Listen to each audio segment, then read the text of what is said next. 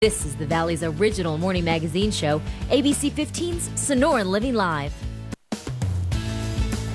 As we take a look at our health today, many times have you felt maybe a little bit fatigued, you felt bloated, you're a little cranky, stuffy, maybe you had breakouts, you think, oh, Stephanie, those things don't seem to have much in common, but do they? Our next guest says often they can all be attributed to the foods that we eat. Dr. Suneil Jain, a naturopathic doctor, is here with a patient, Jain Kaplan, to explain how food sensitivities actually may affect our bodies and we may not even realize it. You have some testing, some food testing. You've undergone it. I'll get to your experience in just a second. But what are we talking about with food sensitivities? So food sensitivities are something that are caused by foods that we eat repetitiously. And so foods that we consume all the time can actually cause problems, immune system problems, whether it's acne or bloating or constipation or fatigue or insomnia. And so what we do is we'll actually draw some blood and look at how the body is responding to specific foods upon introduction to the blood.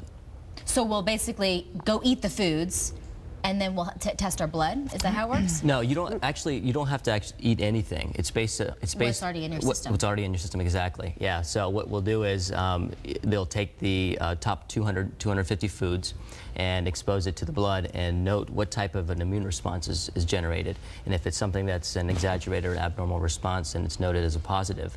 And once the test results come back, we'll have the patient eliminate it from their diet for a period of anywhere from 8 to 10 weeks.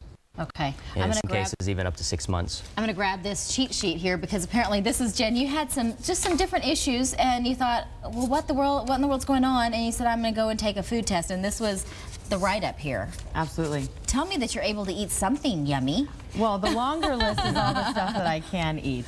It's just interesting to be aware of the types of foods that we're putting in our body that are really affecting us. You know, if I'm not sleeping well through the night, or I'm falling asleep at my desk in the afternoon, and different things like that, that I'm not aware of what those foods are that are causing those problems. What were some of the bad things that you're going to, well, it says severe intolerance, black pepper, broccoli, coconut, codfish, green pepper. Those are things that you wouldn't necessarily imagine would be food sensitivities. Black pepper? Yeah, exactly. And that's why this is so important to do, because you can be eating a very healthy, organic, whole food diet, but if you're eating the wrong foods, then it's actually causing the body more harm than good. And you would think broccoli is good for you, you know. Well, in Jen's case, it's really not. And it actually causes her immune system to go kind of haywire. Really? Every time she eats it. And, you know, the symptoms can be as subtle as, like I said, bloating or a headache or fatigue or something called hypoglycemia where your blood sugar drops. You know, there's a whole host of symptoms there that can be caused by this broccoli. Okay, so now Jen knows all the food that she's got severe intolerance and moderate intolerance and mild intolerance for. Now what do you do? How do you craft your diet? With the help of him, I'm sure, but what changes have you had to make, and how'd you do it? You know, when you talk about broccoli, I mean, broccoli you think of as a healthy food, but there's other healthy food options on there that are green vegetables that I can get. Yeah, so it's just a matter of, sorry. Yeah. No, so what we do actually, you know, the list that comes back being okay for her to eat will create a rotation type diet based upon that. Okay, so we have plenty of options. It doesn't, you know, it doesn't hold people into corners.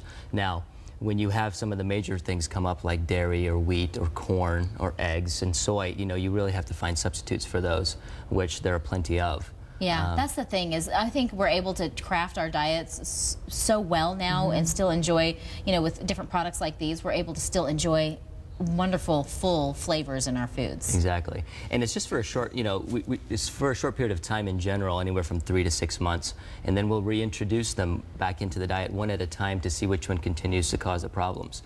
Right now, because her gastrointestinal tract is probably a little inflamed, she's reacting to foods, to a whole group of foods more so than she would after eliminating them from the diet, giving the gut time to heal. Right. And then reintroducing it back in. Yeah. I want to thank both of you for coming in.